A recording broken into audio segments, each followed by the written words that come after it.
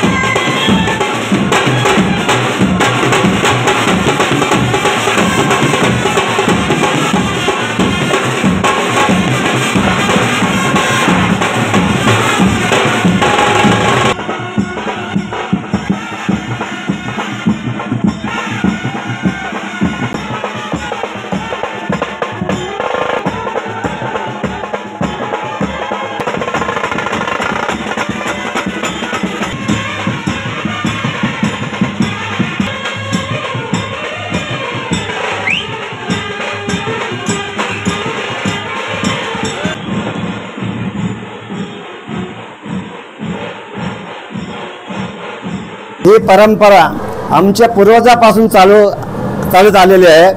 ही सीतानवमी उत्सव, आईचा उत्सव, सोनाई आई देवी माता हिचा उत्सव हा सीतानवमी वैशाख ह्या महिन्यामध्ये साजरा केला जातो। हा उत्सव एक दिवसाचा असते, परंतु माझ्या गावातल्या सर्व माता भगिनींना प्रोग्रामाचा लाभ घेता येत नाही। पाहुणे मंडळीच्या व्यापामुळे त्यांना कुठेही जाता येत नाही। रात्रभर माणसं पाहुणे असतात, त्याच्यामुळे एक दिवस अगोदर आम्ही नाटकाचा प्रोग्राम, जमिनीचा पैसा हा प्रोग्राम आयोजित केलेला होता। आई देवी माते चरणी एकच प्रार्थना करतो की वडूनगर गाव हा सुख समृद्धी नांदो आणि त्यांना असाच आशीर्वाद पुढील आयुष्य जगण्यासाठी देवा, हीच आई देवी चरणी आणि सोन्याई चरणी विनंती। ही यात्रा खूप आनंदाचा उत्सव असते आणि यात्रा अशी असते की सर्व लोक आनंदित असतात आणि देवीच्या चरणी, सोनूआई आणि आई देवी मातेच्या चरणी आमची एकच प्रार्थना आहे का संपूर्ण गाव, ग्रामस्थ मंडळ वडूनगर हे सुखी आणि समृद्धीने राहा, हीच चरणी आमची मनोकामना पूर्ण होईल, हीच इच्छा पूर्ण होईल। बस रामकृष्ण हरी। मी एक सांगेन, या वैशाख शुद्ध नवमी सीतानवमीच्या दिवशी आज आपली पालखी निघली आहे आणि खूप मोठ्या आनंदाने उत्साहाने आज हा आनंद सोहळा आपण करत आहोत। माझी एकच विनंती, आईच्या चरणी विनंती आहे की गावामध्ये कुठलंही जेही कार्य असेल ते सुखाने, आनंदाने सर्व काही हो। आणि दुसरी गोष्ट म्हणजे कुठलंही या गावावर संकट येता कामा नये। नवे आत्ता बघतो आपण पाण्याचं खूप वाढलं, ते पाण्याचं संकट देवीकडे मागतो की लवकरात लवकर हे पाण्याचं संकटसुद्धा देवी लवकर जाऊ देणे, घरोघरी पाणी एवढी एकच विनंती आहे म्हणजे आमच्याकडे करतो। आई देवी माते की जय, सोनाई माते की जय।